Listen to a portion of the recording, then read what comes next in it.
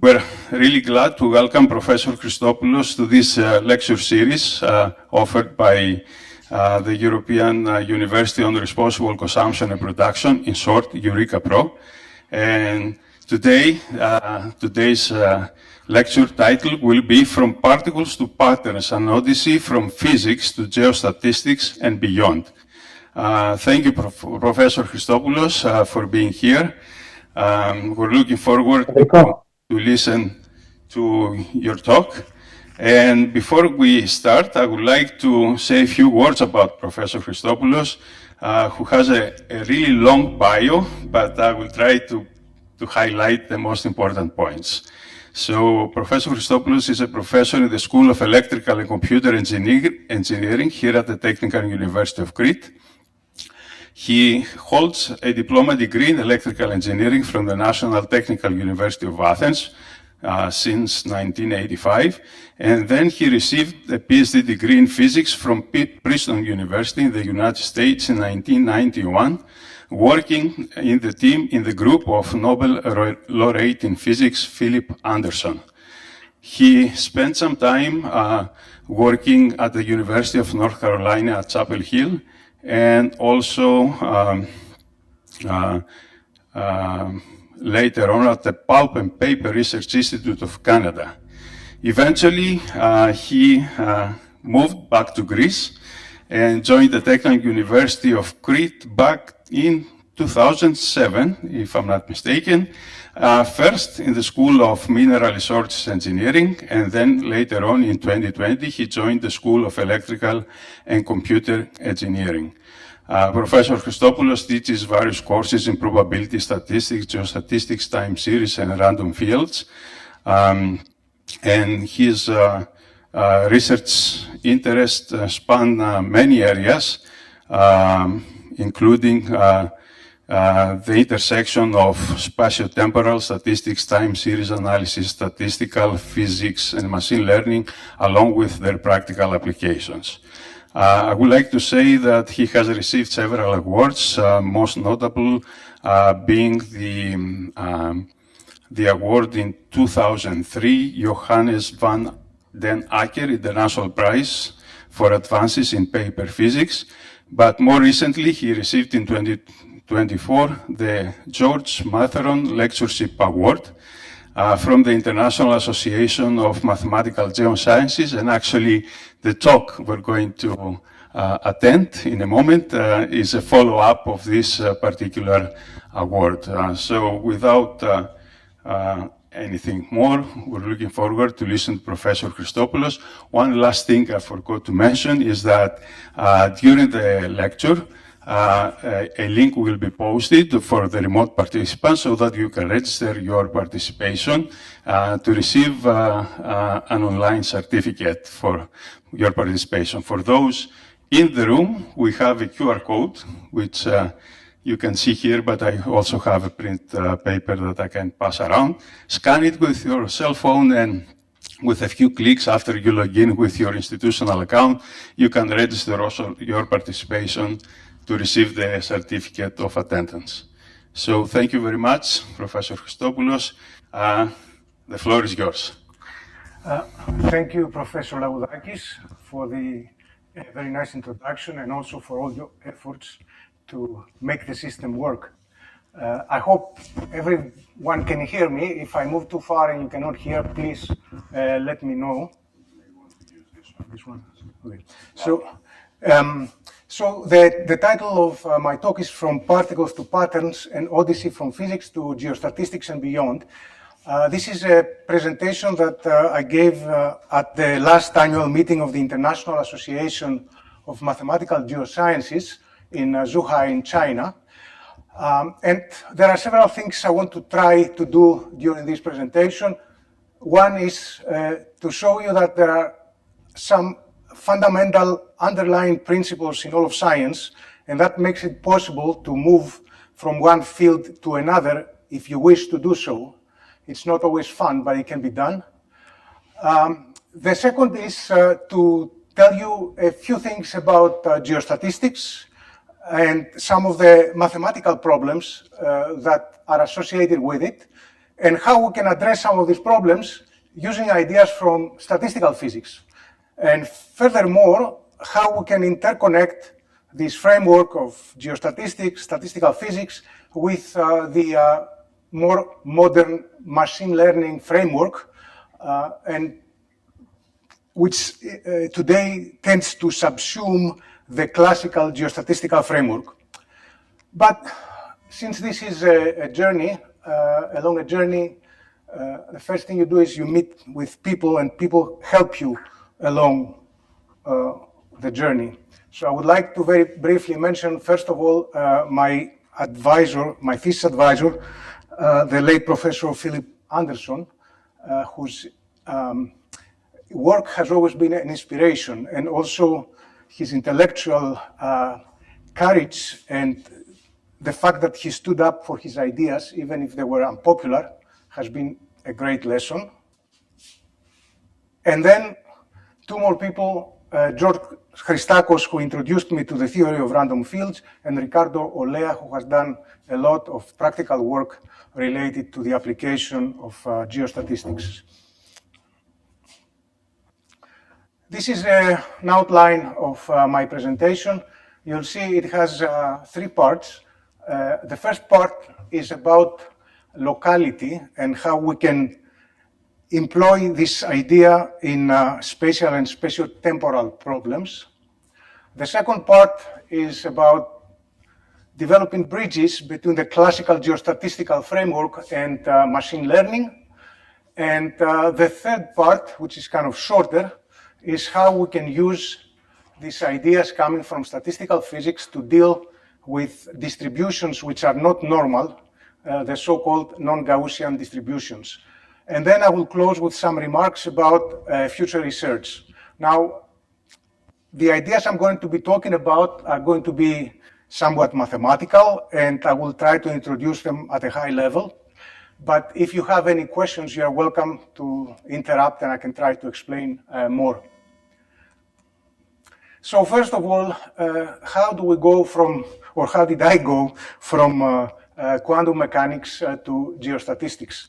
They may seem like very different fields, since quantum mechanics deals with the microscopic world, and geostatistics deals with the macroscopic world.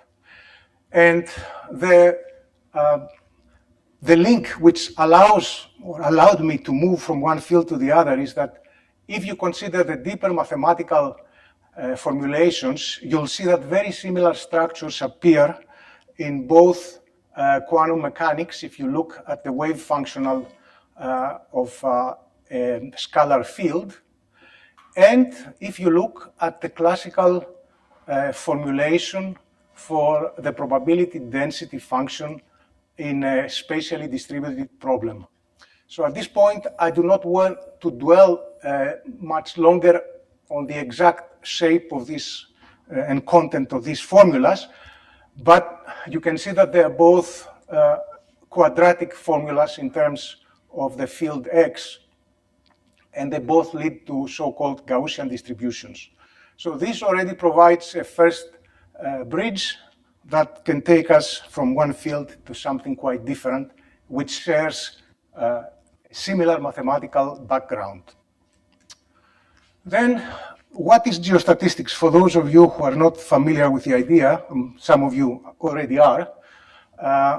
So if we want to use this visual metaphor, let us say that you have some information about certain parts in a city, and let those be these yellow stars that you can see on the map.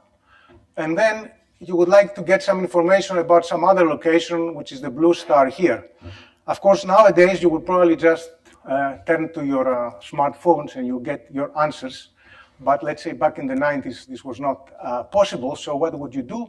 You would need to drive a car, for example. So you need a vehicle. And the vehicle, in the case of geostatistics, is what we call the random field. Or in the case of the more computer science-oriented people, this would be a stochastic process defined in space. And what makes this vehicle move? Well, there is an engine under the hood. And in geostatistics, the engine is something called the covariance kernel, which incorporates information about spatial correlations. But then, if you travel by car, you know you have to pay a certain cost, which is the fuel that you will consume. If you use either geostatistics or the more modern Gaussian process regression, you have to pay a computational cost, which is related to the complexity of the numerical operations involved, and this scales very poorly as the third power of the number of data points that you have.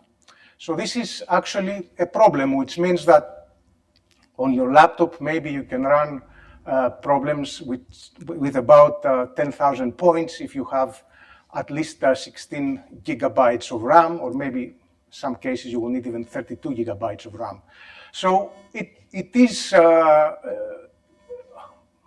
would be needed to have methods that can actually improve and lead to better computational complexity than this n to the cubed computational complexity of Kriging and GPR.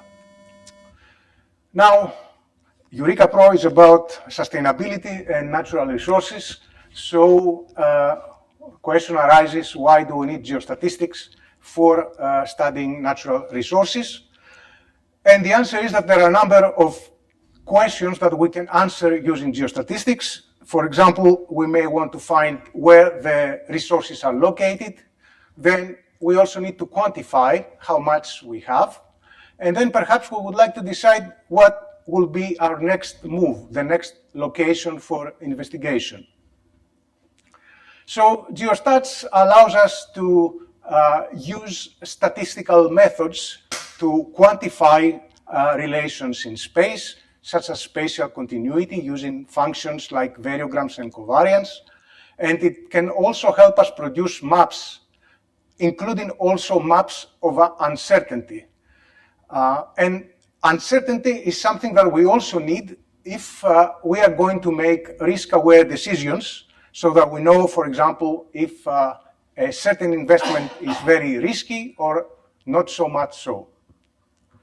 And in the right panel, you can see an example where the bubbles represent the sampling points, and then the colorful map is actually a product of geostatistical interpolation.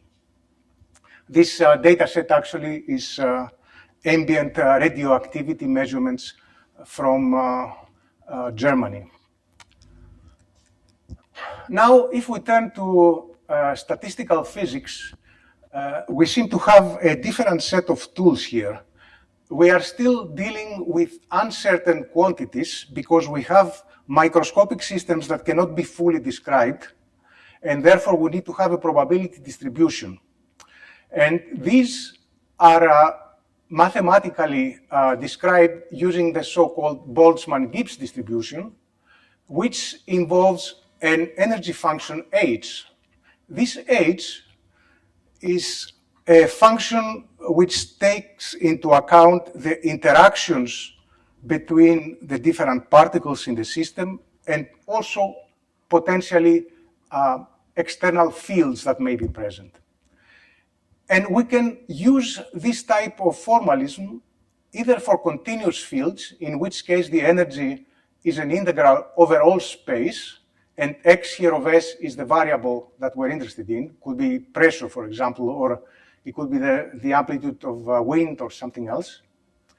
Or we can also have models in which the variables of interest are discrete.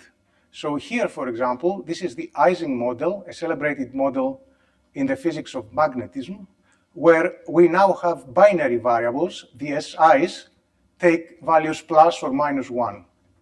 Okay.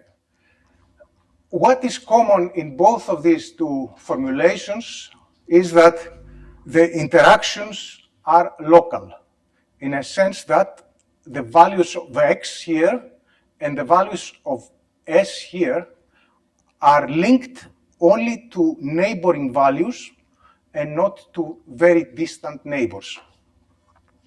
This brings us to the second part of the talk, or the first part after the introduction, which is the importance of locality. So some of you may be familiar with this parlor game, which was popular, I guess, in the US in the 90s. It's called 6 Degrees of Kevin Bacon. Or you may be familiar with the term 6 degrees of separation. The main idea is that any individual on Earth can be connected in at most 6 steps to every other individual on Earth by the fact that you know a certain number of people, and this number of people know also another number of people, and so on. So the 6 Degrees of Kevin Bacon game goes like this. You need to find how a certain actor is related to Kevin Bacon. For example, if an actor has been in a movie with Kevin Bacon, like Tom Cruise, then this actor gets Bacon number 1.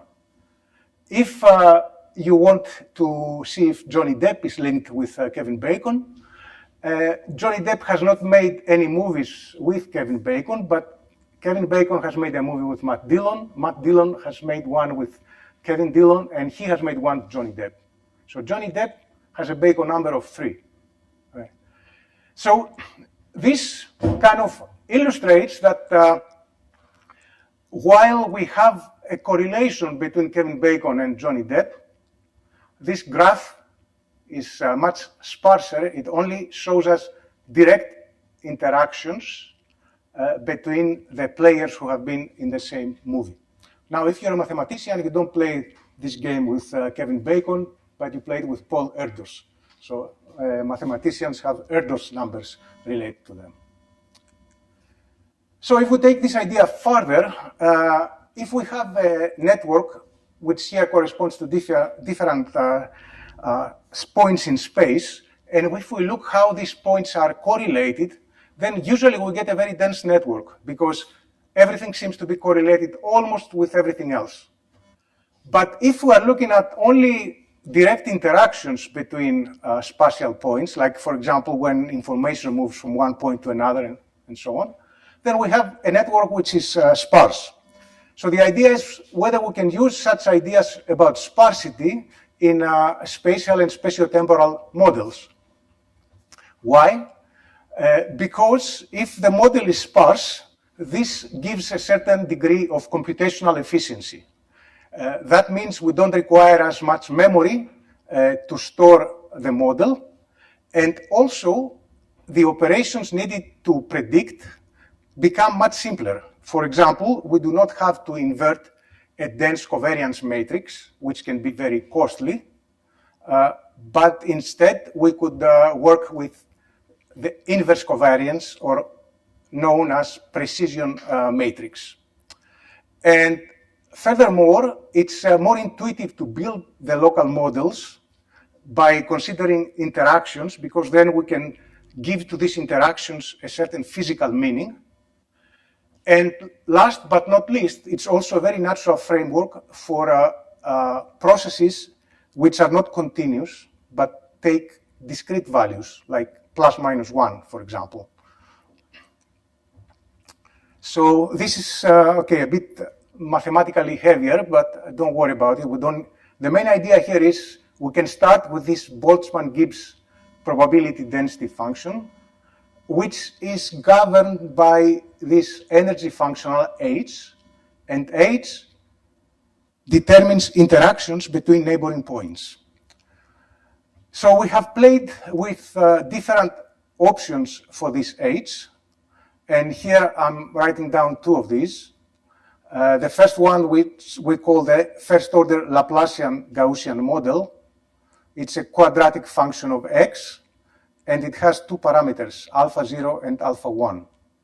Now, there is a reason we used this model. In statistical physics, it's called the massive scalar field theory.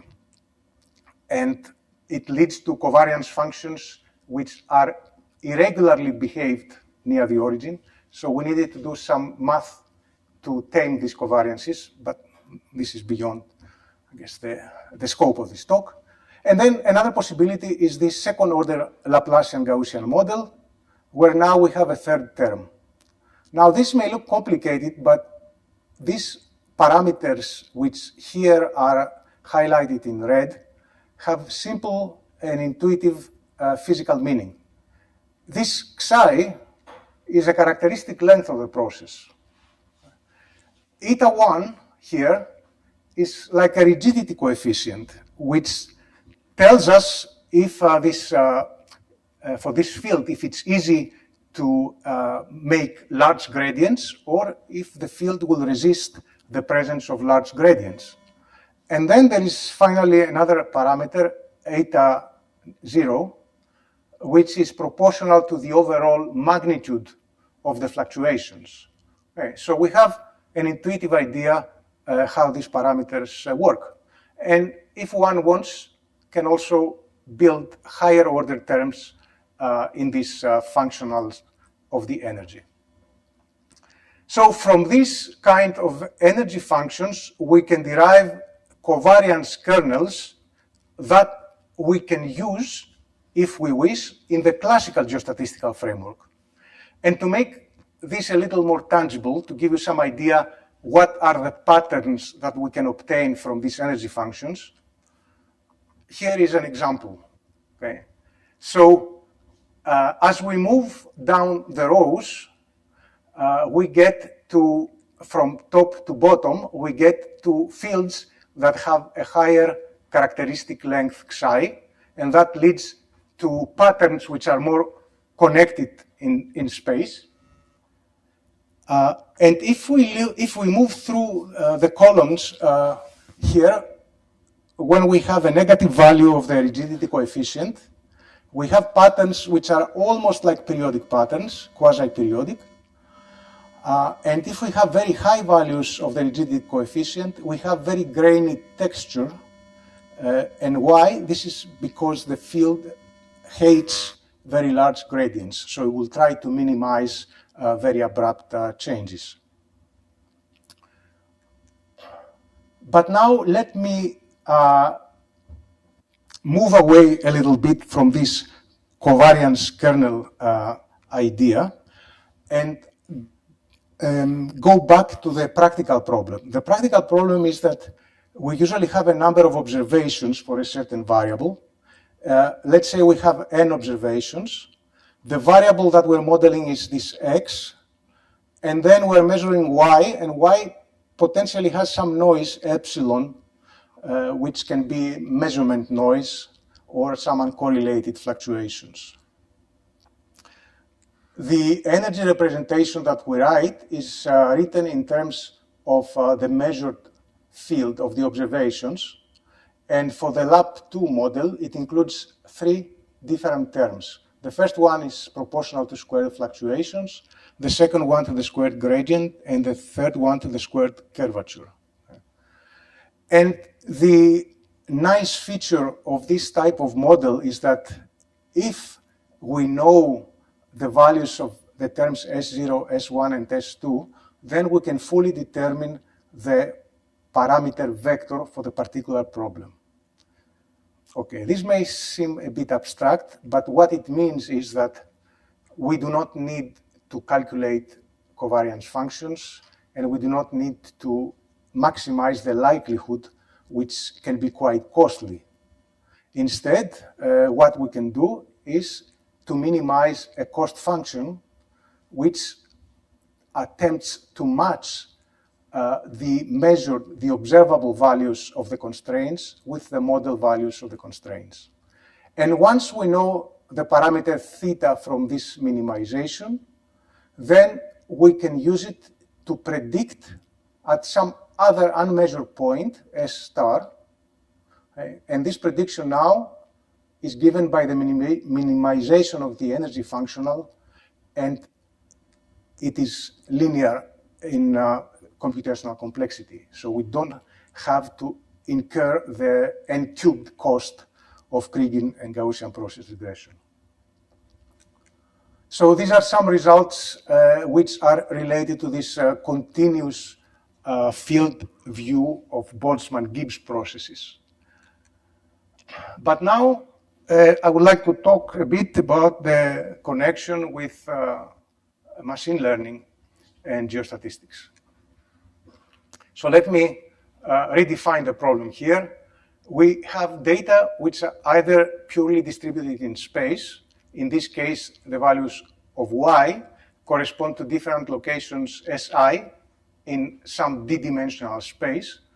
Or we may have space-time data, in which case the values y correspond to different pairs of space-time points. And again, we want to build a probability density function using the Boltzmann-Gibbs idea, employing an interaction energy functional. The idea now, or the question is how to build this energy functional when our support, our data, are based on a discrete space. So we don't have any more continuum space, and we cannot use derivatives of the field because we only have field measurements at a number of locations. So what we're going to try to do is we're going to mimic these derivatives by using differences, but not just any kind of differences. We're going to use differences weighted in terms of a kernel function k. And in the next slide, it will become obvious how this is done. So then we have, in the simplest case, a problem which has 1, 2, 3 parameters. And we can also write it in this case to make it look more like a Gaussian classical geostatistical problem, only that now, instead of the covariance matrix, we have the interaction matrix or precision matrix, and this is what determines the local dependence, in the same way that the Kelvin-Bacon graph determines the dependence between Kelvin-Bacon and other actors. Here, Q determines the spatial relations between different points. So one could say, okay, but if I write Q as the inverse of the covariance kernel, then I still have the classical geostatistical model. And from a formalistic viewpoint, this is true, but what we gain by using the precision matrix formulation is that we can derive permissibility criteria for Q. So Q has to be a positive definite matrix. If we're using the covariance kernel, then we need to use Bochner's theorem to make sure that the kernel is positive definite. And this becomes a problem when we move away from the Euclidean space. If we are on manifolds, for example, or if we are on the surface of the sphere, then it's not so straightforward to ensure that the kernel function or that a given function is admissible kernel function. But on the other hand, if we're using this energy-based formulation, all we have to do to ensure permissibility, at least in the Gaussian case, is to show that this energy function is non-negative.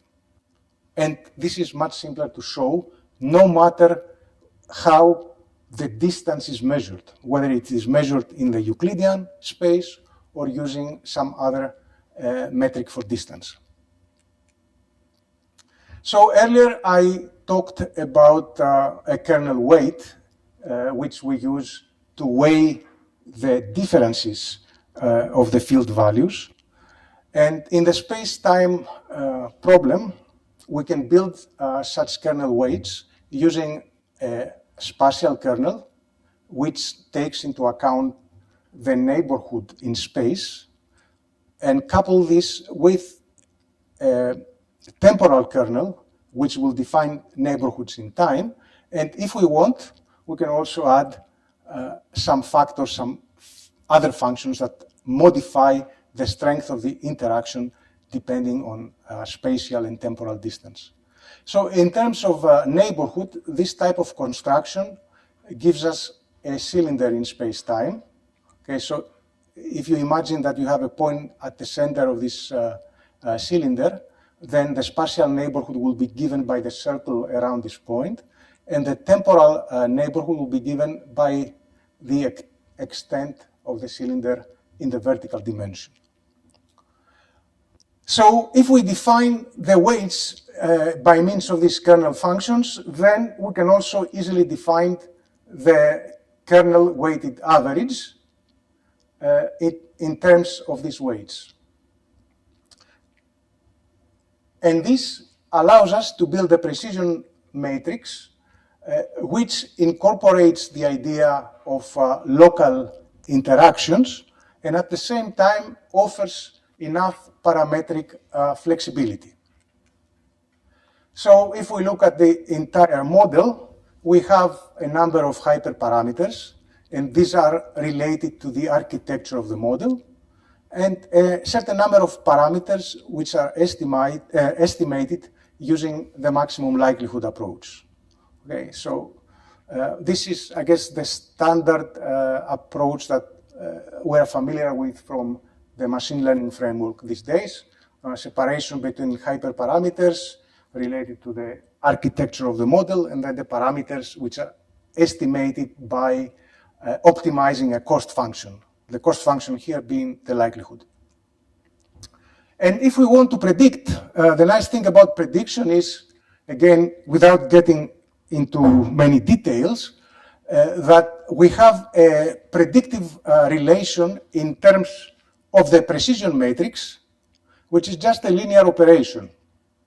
So essentially, this is nothing else but the predictive equation for the Gauss-Markov random fields. The only difference being that these matrices Q now are constructed by taking into account these kernel-weighted averages. So that means, again, we have a certain computational gain. Now, if we want to compare this approach, this stochastic local interaction idea, with the classical Kriging approach, these two maps give us a comparison between the spatial distribution of coal thickness from Campbell coal mine in the US. These maps are based on information from 11,000 drill holes. And you can see that with SLI, we get some values that are higher than the ones we get with Kriging, which leads to an overall higher reserves estimation compared to that obtained by Kriging. And the question, of course, then becomes which one should we trust more? And we can do this investigation by utilizing leave one out cross-validation. So in this table, we compare various validation metrics obtained with Kriging with two different neighborhood sizes and also with SLI. And we see that for this specific problem, the SLI-based measures are better than the ones obtained by Kriging. This doesn't mean, of course, that it will always be the case, but for the particular problem, which is a very dense sampling, the locally based SLI method has an advantage over Kriging. But the other advantage is that it can be 3 to 25 times faster than the application of ordinary Kriging. And 3 to 25 times because when we apply Kriging for this particular problem, because it's quite large, we need to specify a certain radius of influence. So the smaller radius is faster, but the larger radius is more accurate, but more expensive computationally. Now I'm going to show you some results from a space-time problem. Let me see if this runs. Okay, good. So these are measurements of ozone concentration from a French monitoring network. It's 5 days worth of measurements every hour. So overall, it's 120 hours for a total of 107 stations. So this is a fairly large, again, data set. It's close to 13,000 points, which you cannot run with Gaussian process regression or with kriging on a simple laptop. So what can we do here? So the bubble plot actually here will show you how the measurements of ozone vary across time at each sampling location.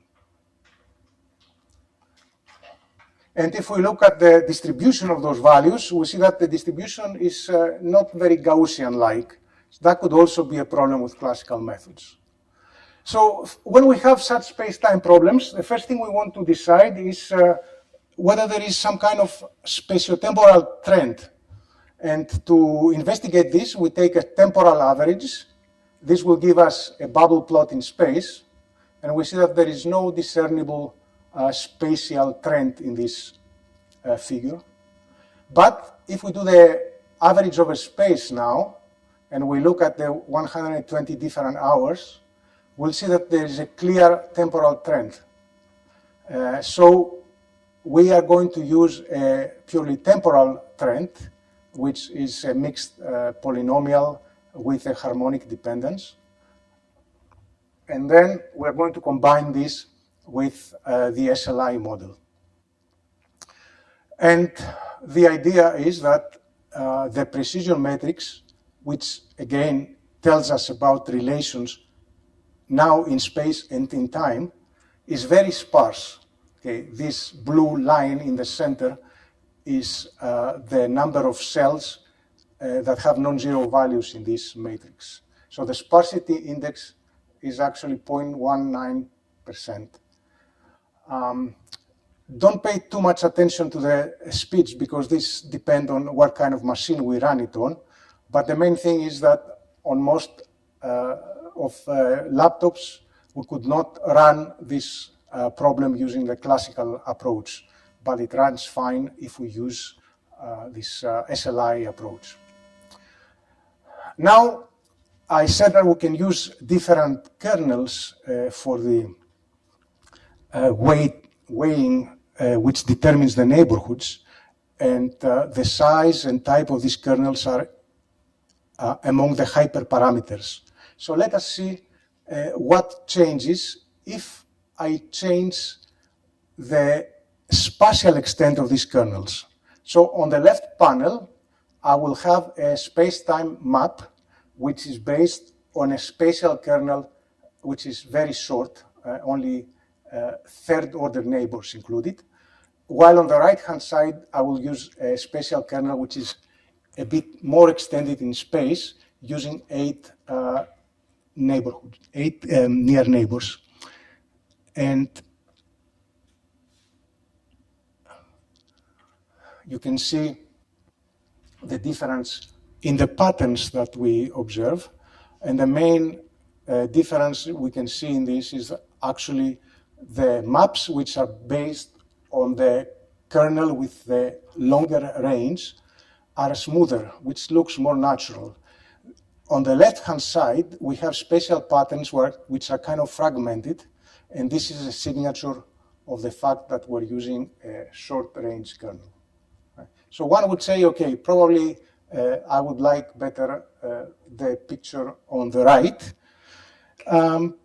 Well, in terms of smoothness, yes, but if we look at cross-validation results, actually the picture with the short-range kernel is the one that yields the best cross-validation results. So with this, I'm closing this bridge between the classical geostatistics and machine learning methods. And now I will say a few words about non-Gaussian distributions and things which are not only not Gaussian, but it's not easy to make them Gaussian. Okay, there are distributions that you can easily make Gaussian by applying a nonlinear transform.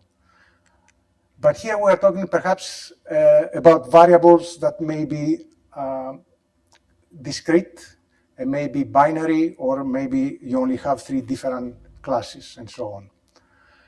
For binary variables, we saw that this Ising model of magnetism is a good choice, and this actually can be generalized when we have discrete variables that take more than 2 values by using the models known as Potts and clock models. This is also possible. Another idea is to use something which is called the planar rotator model, which involves, again, local interactions in space. And we can have an interaction strength, which can also depend on the distance between neighbors. And then we can use the artillery of statistical physics to, first of all, try to find optimal parameters for this model, and secondly, to estimate the optimal values. And the estimation now is based on minimizing a quantity known as the free energy, okay, which takes into account both the energy and also the entropy of the configuration. So not enough time to go into the details. You can see this model also has, it's quite rich. It has a number of parameters and hyperparameters that we can tune. But on the other hand, it's something which can be done fairly quickly. For non-Gaussian data sets, it's very effective because we do not use a Gaussianity assumption. This is unlike methods such as indicator Kriging, which are used in classical geostatistics. And we don't have any matrix inversions in this methodology. Therefore, the operations scale much better with the size of the sample. And what seems to be even more surprising is that you can get very competitive performance of the predictions even without tuning hyperparameters. So for the next example, I took the model with the hyperparameters as they had been tuned by my collaborator on this, Milan Zukovic, and then I applied them to the data set of the Campbell coal thickness. And we ran a number of Monte Carlo cross-validation calculations for these data sets using different splits between the training and prediction. And what we can see from these plots is that this MPRS model overall sits comfortably between the ordinary Kriging SLI validation metrics. It's only a little inferior with respect to the mean error, the bias, okay, which is a little worse than both the ordinary Kriging SLI. So this is kind of amazing because I did not try to tune the hyperparameters to the specific problem. I just took it out of the box and ran it on this data set. And I believe there is quite a bit of room for further improvements in the use and application of such models to geostatistical problems. So I'm getting to the end of this presentation. And I would like to summarize by saying that classical geostatistics was developed using, to a large extent, the Gaussian idea. And that meant knowing or estimating a mean function and a covariance kernel, and assuming that the field is a continuously valued field. If we bring into the game the Boltzmann-Gibbs processes from statistical physics and similar ideas that have been developed in the community working on Markov random fields, we can switch from a Gaussian joint law to a Boltzmann-Gibbs law, where the probability density is defined in terms of an energy function. And this can more easily incorporate both continuously valued fields as well as fields with discrete values. And that simple change can lead to sparse models, fast computation. It facilitates admissibility conditions, deriving the admissibility conditions. It's more natural for non-Gaussian distributions, as we have seen with the Ising model. And then it seems to be quite suitable to incorporate in the machine learning framework. So this is, of course, the first step, and a number of things remain to be done. One of them is to develop vector random fields, or vector Boltzmann-Gibbs processes, if you wish, and this is something which is already underway. The application to these SLI models to non-Euclidean geometry, again, we have very good preliminary results here. Incorporating in the kernel functions auxiliary information from secondary variables. This is something we have not tried yet, but it's something that can be done without a problem. Then, in terms of implementation, we definitely care about developing scalable implementations based on sparse matrices and fast algorithms for larger data sets. And the kind of more risky idea to explore is to try to connect these models in a certain network, for example, as it has been done with Gaussian process neural nets, to thus develop a bridge with deep learning architectures. So since this is a talk, a Georges Materon talk, I should say a few words about him. I never met the guy, but I have met somebody who worked with him, and he described him as one of the brightest minds that he had ever met.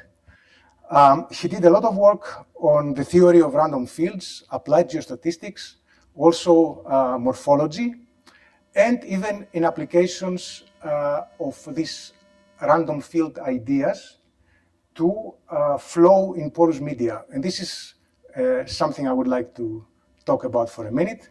So before the large language models, LLMs,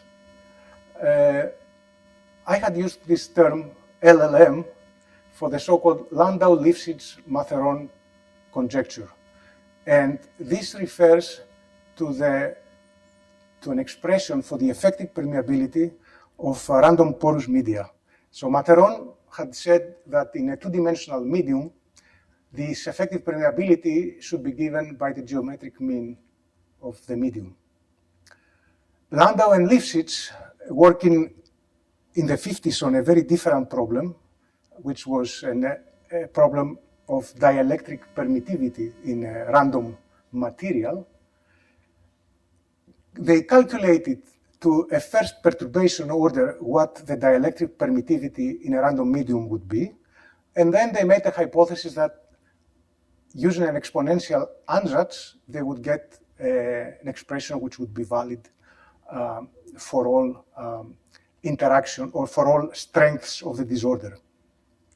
So if we sum up these two ideas in one equation, this is the equation here, and it applies equally well to flow, or at least single phase flow in random porous media, as to the dielectric permittivity in random dielectric media. Again, highlighting the fact that there are certain ideas in the natural world and in physics which emerge in different scientific areas. And the main reason for this, for obtaining the same law essentially, is that both partial differential equations used for the different problems have are exactly of the same type. They have exactly the same shape, if you wish. They're elliptical differential equations.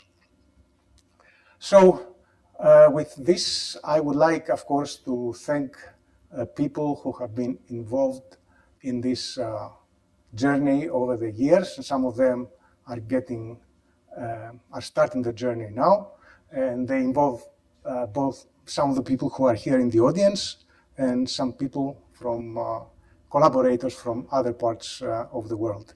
And I would also like to mention that we're happy to receive funding for this research from the Hellenic Foundation of Research and Innovation. So I would like to stop here. Thank you for your attendance, and if you have questions, I'll be happy to answer.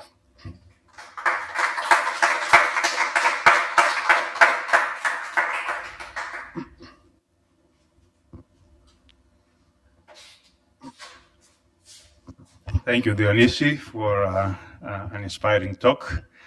And we have some time for questions. If there is any question from the audience, please.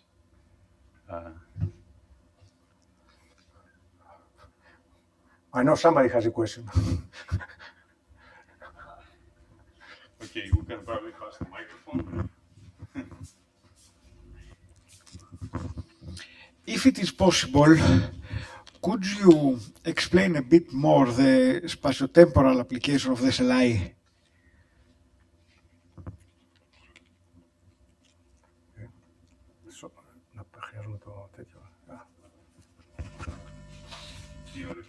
Okay.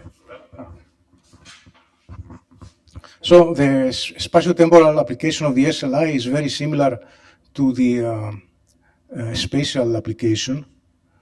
The main thing that changes is that instead of having a kernel weight which applies only to space, now you also need to have a kernel weight that will select the temporal neighborhood. And that can be done in different ways. This is only one possibility. It could be, for example, instead of having this product form, one could have used a single kernel with a composite space-time distance. Okay? But so far, this is the one we have worked with. And then all the equations in the general form retain their form. Okay? You only need to take into account this modification with respect to the kernel. Of course, the computational side, okay, there are a bit more, it's a bit more complicated because you need to take into account the geometry of your space-time problem.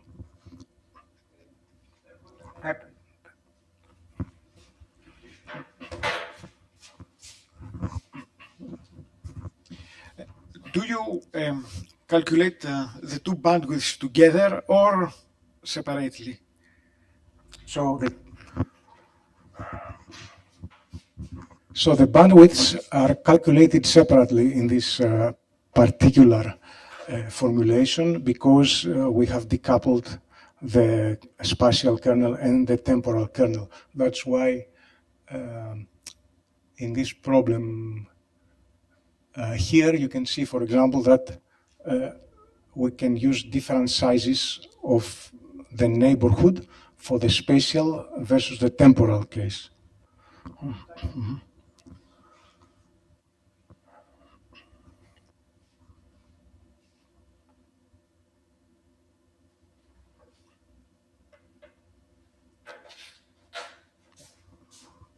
Are there any more questions?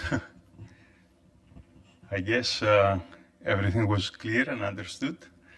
Let's hope so.